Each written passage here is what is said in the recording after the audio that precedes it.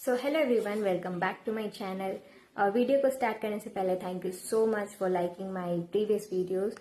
और आपके जो भी क्वेरीज थे टाइपिंग के रिगार्डिंग, मैंने उसका आंसर वहीं पे दे दिया है। और कोई भी डाउट हो तो आप मेरे वीडियो को कंप्लीट देख लेना, आपको सारे सोल्यूशन वहाँ पे मिल जाएंगे कि कहाँ से आप टाइपिंग करो और कैसे कर सकते हो। और स्पीड और एक्यूरेसी की जो बात रही, तो आपको डेली प्रैक्टिस करना होगा, उसी से वो आएगा। तो सीजीएल मेंस के लिए अभी भी आपके पास 1 महीना टाइम है। आप डेली 2 घंटा मिनिमम दो, क्योंकि बाकी सब्जेक्ट भी पढ़ना है, तो आप ज्यादा टाइम नहीं, कम से कम 2 घंटा दो, तो आपका स्पीड और एक्यूरेसी उतना आ जाएगा जितना रिक्वायर्ड है। तो उसके लिए घबराने का बात नहीं है, टेंशन लेने की बात नहीं है, बस प्रैक्टिस करो, हो जाएगा। तो चलो वीडियो को स्टार्ट कर लेते हैं। आज का टॉपिक है फंडामेंटल ड्यूटीज, जो कि एग्जाम के लिए इंपॉर्टेंट है। चलो एग्जाम के लिए इंपॉर्टेंट है फंडामेंटल ड्यूटीज। तो डिस्कस कर लेते हैं कुछ इंपॉर्टेंट पॉइंट, फैक्ट्स, जो ज्यादा नहीं, जस्ट शॉर्ट में डिस्कस कर लेते हैं। जितना आपके एग्जाम के लिए जरूरी है बस उतना ही। तो चलो वीडियो को स्टार्ट कर लेते हैं। तो जब हमारा कॉन्स्टिट्यूशन इन्फोर्स हुआ था तो फंडामेंटल ड्यूटी जैसा कोई भी कॉन्सेप्ट उसमें नहीं था, फीचर नहीं था। तो फर्स्ट टाइम हमारे कंट्री में जब इमरजेंसी लगा 1975 में, उस वक्त सरकार को ऐसा लगा कि हमारे कंट्री में भी फंडामेंटल ड्यूटी जैसा कोई फीचर होना चाहिए जो रशिया में था। तो फंडामेंटल ड्यूटी का फीचर जो लिया गया है इंडिया में, वो रशिया से लिया गया है। और फंडामेंटल ड्यूटीज को ऐड करने के लिए एक कमेटी बना था जिसका नाम था स्वरण सिंह कमेटी। स्वरण सिंह कमेटी उसका नाम इसलिए था क्योंकि उसके जो चेयरमैन थे उनका नाम स्वरण सिंह था, तो उनके नाम पे स्वरण सिंह कमेटी। ठीक है। फिर 1976 में 42nd अमेंडमेंट हुआ कॉन्स्टिट्यूशन का और फंडामेंटल ड्यूटीज ऐड हो गया। स्वरण सिंह कमेटी ने 8 फंडामेंटल ड्यूटी सजेस्ट किया था और उन्होंने ये भी बोला था कि जो फंडामेंटल ड्यूटी फॉलो नहीं करेगा वो उसके लिए उसको पनिशमेंट भी दिया जा सकता है। बाद में वर्मा कमेटी आती है 1999 में, जो ये बताती है कि अगर आप फंडामेंटल ड्यूटी फॉलो नहीं करोगे तो उसके लिए आपको कोई पनिशमेंट नहीं मिलेगा। इसका मतलब ये फंडामेंटल ड्यूटीज नॉन इन्फोर्सेबल है और नॉन जस्टिसिएबल है। नॉन जस्टिसिएबल का मतलब किसी का अगर फंडामेंटल ड्यूटीज फॉलो नहीं करता है या फिर किसी को, मतलब कोई भी कोर्ट में फंडामेंटल ड्यूटीज ना फॉलो करने के लिए कोर्ट में नहीं जा सकता है और ये नहीं कह सकता है कि उसने ये फॉलो नहीं किया तो इसलिए उसको पनिशमेंट दो। ठीक है। तो इसके बाद स्टार्ट करते हैं। फंडामेंटल ड्यूटीज हमारे कॉन्स्टिट्यूशन में ऐड हुआ 42nd अमेंडमेंट के द्वारा, जो 1976 में हुआ था, और उस वक्त सिर्फ 10 फंडामेंटल ड्यूटीज थी। बाद में जो 86th अमेंडमेंट 2002 में हुआ, उसके बाद 11 फंडामेंटल ड्यूटीज हो गया। तो प्रेजेंट में हमारे यहाँ 11 फंडामेंटल ड्यूटीज है। फंडामेंटल ड्यूटीज पार्ट 4A में है और आर्टिकल 51A है। तो हम लोग स्टार्ट करते हैं फंडामेंटल ड्यूटीज बारी बारी से 1 से लेकर 11। तो फंडामेंटल ड्यूटी जो होता है वो आपके मोरल बेटरमेंट के लिए होता है। इसका मतलब ये है कि आप फंडामेंटल ड्यूटीज अगर फॉलो करोगे तो वो एक कंट्री के लिए बेटरमेंट का काम करेगा। तो फर्स्ट फंडामेंटल ड्यूटी से स्टार्ट करते हैं।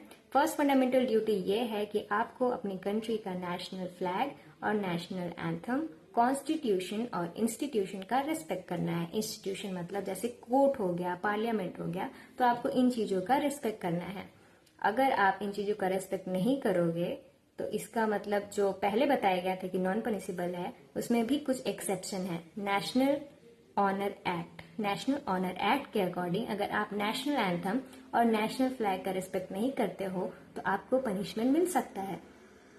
सेकेंड फंडामेंटल ड्यूटी है कि आपको नेशनल फ्रीडम स्ट्रगल से नोबल आइडियल लेना है। इसका मतलब कि जो फ्रीडम स्ट्रगल हुआ था इंडिपेंडेंस के लिए, तो आपको वहां से बहुत सारी प्रेरणा लेनी है ताकि आप बेटर इंसान हो और बेटरमेंट के लिए ही काम करो। थर्ड फंडामेंटल ड्यूटी जो है वो ये है कि आपको अपनी कंट्री की यूनिटी, इंटेग्रिटी और सॉवरेनिटी को प्रोटेक्ट करना है। इसका मतलब ये है कि आपको अपनी कंट्री को जोड़ के रखना है, तोड़ने का काम नहीं करना है। ठीक है। फोर्थ फंडामेंटल ड्यूटी है कि आपको अपने नेशन को डिफेंड करना है। To defend your nation and render service when called upon to do so. इसका मतलब कि आपको अपनी कंट्री का डिफेंड करना है और कभी भी अगर कंट्री को आपका जरूरत हो तो आपको सबसे पहले अपनी कंट्री को महत्व देना है और कंट्री के लिए आगे आना है। फिफ्थ फंडामेंटल ड्यूटी है कि आपको मेंटेन करना है harmony, fraternity and women dignity. Women's को रिस्पेक्ट देना है, भाईचारा बनाए रखना है और शांति का माहौल बनाए रखना है। सिक्स्थ फंडामेंटल ड्यूटी है value and preserve your heritage and culture. इसका मतलब ये है कि आपको अपने कल्चर की सारी चीजें और हेरिटेज, मतलब कि आपको जो भी इंडियन कल्चर का निशानी है, आपको उस चीज को प्रिजर्व करके रखना है, उसको वैल्यू करना है। ठीक है। सेवेंथ फंडामेंटल ड्यूटी है to value, protect and improve natural environment. आपको अपने इन्वायरमेंट को अच्छा बनाना है और प्रिजर्व करना है, बेटर बनाना है, ऐसा बनाना है जिसमें सब लोग अच्छे से रह सके, उसको आपको डिग्रेड नहीं करना है। ठीक है।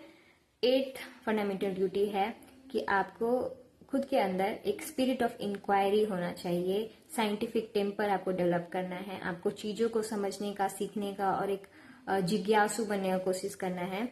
9th फंडामेंटल ड्यूटी है कि जो भी मॉन्यूमेंट्स हैं या पब्लिक प्रॉपर्टी है, आपको उसको बनाए, मतलब प्रिजर्व करके रखना है और वायलेंस को बिल्कुल त्यागना है, और अगर वायलेंस हो तो आप उसको बंद करने का, कम करने का कोशिश करना है, उसको बढ़ावा नहीं देना है। ठीक है।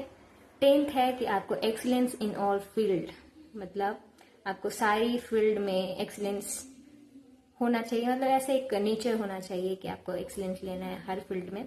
11th फाइनल है, 11th फंडामेंटल ड्यूटी, वो ये है कि पेरेंट्स और गार्जियन का ड्यूटी है कि आपका जो बच्चा है 6 से 14 ईयर्स के एज के बीच में, उससे एजुकेशन मिले। तो इस वीडियो में बस इतना ही। फंडामेंटल ड्यूटी से रिलेटेड आपके एग्जाम में जो क्वेश्चन पूछा जाता है, स्पेशली सीजीएल मेंस में, वो एक सिचुएशन बेस्ड क्वेश्चन आपको दे दिया जाएगा और इसमें आपको पूछा जाएगा कि इसमें आपको कौन सा फंडामेंटल ड्यूटी का हार्म हो रहा है। जैसे फॉर एग्जाम्पल कोई इंडस्ट्री है, उसका वेस्ट जो भी है पानी में बहा दिया जा रहा है, तो आपको इसमें कौन सा फंडामेंटल ड्यूटी का नुकसान हो रहा है, फंडामेंटल ड्यूटी का वायलेशन हो रहा है, ये चीज पूछा जाएगा। तो आपको वो डीप नॉलेज होगा तभी आप बता पाओगे, नहीं तो अगर ऊपर ऊपर याद करके जाओगे तो आप भूल जाओगे। तो एक वीडियो को 2 बार 3 बार देख लेना, आपको अच्छे से समझ में आ जाएगा कहाँ पे क्या है। तो thank you so much for watching my video. पसंद आया तो लाइक कर देना, चैनल को सब्सक्राइब कर देना। मिलते हैं नए वीडियो में एक नए टॉपिक के साथ, तब तक के लिए बाय।